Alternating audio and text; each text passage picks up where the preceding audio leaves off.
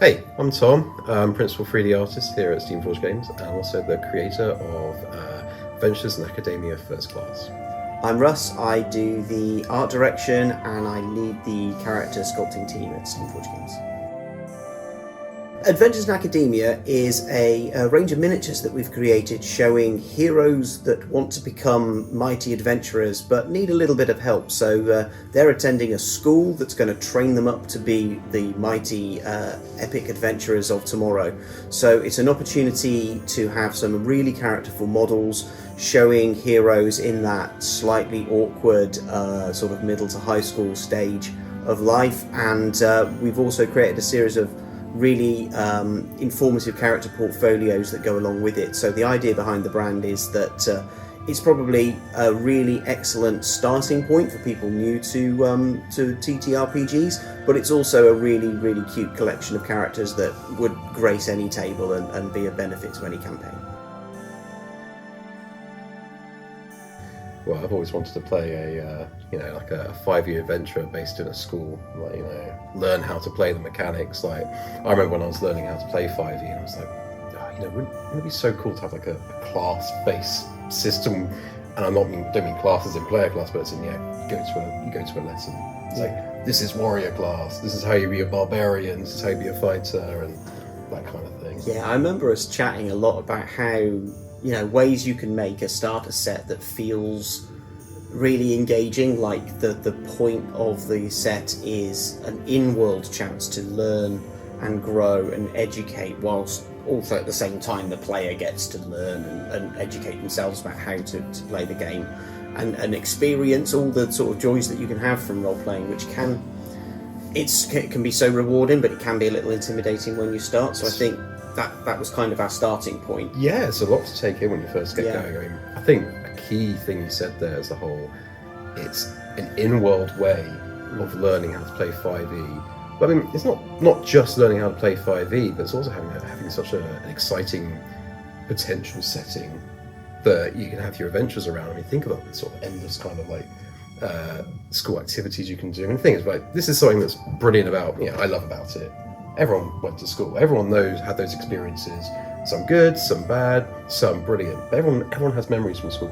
Yeah, school is it's a universal experience. So it can connect old players, new players, young players. It's a common touchstone, which is really helpful to have, especially if you're new to the hobby and a lot of the world feels a bit new and intimidating. Having that sort of commonality is really helpful. Yeah, but completely aside from the school element, you also have if you look at what's out there. There's not many miniatures that represent sort of younger adventurers. That's very true. You get your grizzled warrior, you get your old wizard, but you don't really get it's the little owl folk in a little wizard hat, and it's just young and just going through his teenage years, wondering what the beauties of where's your future going, which is interesting because that is the journey that a typical RPG character will go on. Absolutely. Starting as a level 1 character, you aren't the finished article, you aren't the mighty hero. So this reflects that hero's journey in a really interesting and novel way, I think. A huge part of the inspiration of the minis came from looking at fiction, looking at popular culture, my own experiences at school and the kind of uniform I wore when I was younger, especially in the British schooling system. You get all kinds of interesting uniforms, and it's taking that and adapting it to a fantasy setting.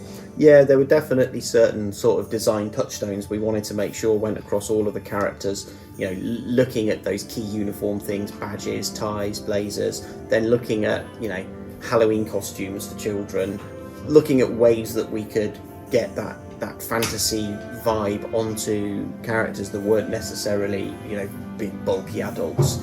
I was really happy with that process, and playing around with the young versions of some of the D&D races like Tabaxi and Lionfolk have been really good fun.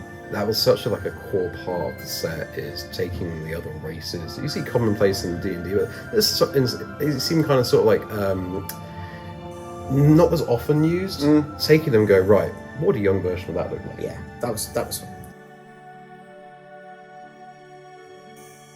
The 4 houses in Adventure Academia, you've got Might, Cunning, House Arcane and House Divine.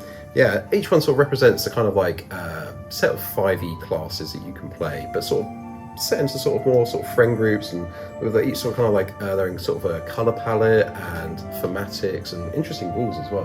Yeah, so to use an example, House Arcane contains the 5e classes that are principally concerned with magic. So that's where you're going to find your warlock, that's where you'll find your sorcerer, that's where you'll find your traditional wizard. So with each house, we've made sure that there is a house founder, there's a house motto and ethos. There's as you mentioned, a set of school colours. So the houses have their own distinct personalities within the setting, but each house can work with each other. So you can still build a party of different classes.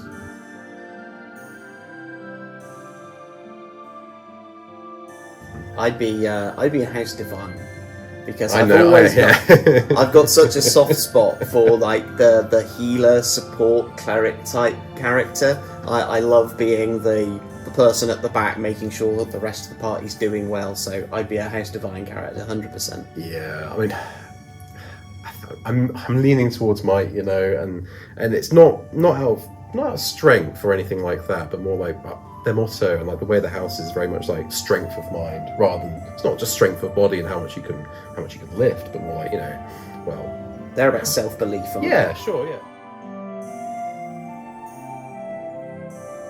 I'm going to go with Bondus.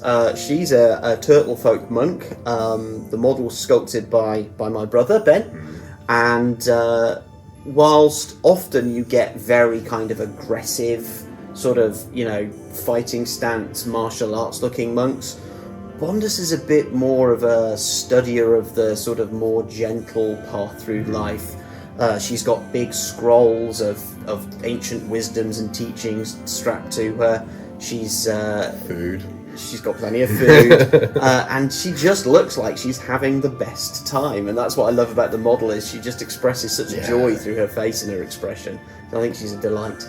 No, I mean, for me, it's got to be Aranese, Tiefling cleric. Like, she is so happy to be there. She has got a shield. She's gathering every sticker, every single class. She wants to win all the awards. She wants to help all her friends. Like the most happy-go-lucky.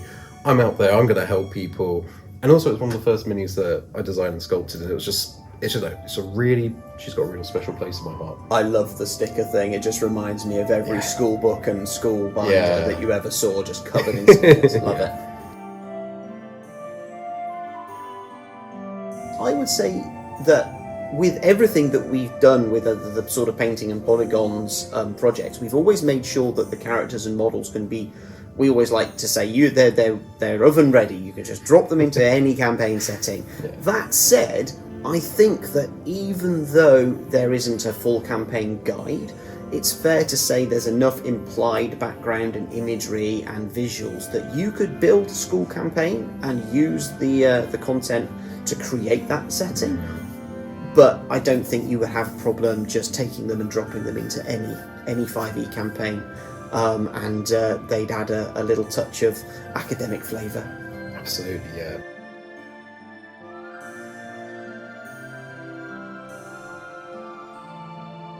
Lots of passion. It's a fascinating industry, because we've taken both of us have taken very different routes into it, and I think that one of the things about working in game design is you get to make your own chances. You know, it's never been easier to start. You can publish online. There are tools to help you. Software doesn't have to be expensive. You know, and the game industry is full of very helpful, very friendly people who are looking to give advice. I'd say, you know, if you've got an idea for a game, even if you're worried it's not going to be the best thing that you've ever done, make it the best. The best game, the best model, the best design is the one that you actually make and finish, because you will only ever get better. And enjoy it too. Like, the most important thing is enjoy what you're doing. Take the thing that you enjoy the most and you feel like you finish it and you go, wow, I'm really proud of that. Well, I mean, both Tom and myself, both you and I, have been able to see a passion project through, because you know, the school project has very much been your baby with Adventures in Academia, and my love of animals has led to Animal Adventures. So in both cases, you know, we've taken an idea that we really fell in love with, and we've been lucky enough to see it become a reality. And it's such a such an amazing feeling seeing that. It's the best. But it's also an amazing feeling even seeing like the first thing I ever made, like the first sculpt I ever made, the first time I drew my own 5e character from a session and went, I drew that. Yeah, that's my character. It's that feeling, but amplified. So you take that feeling and you just carry it through.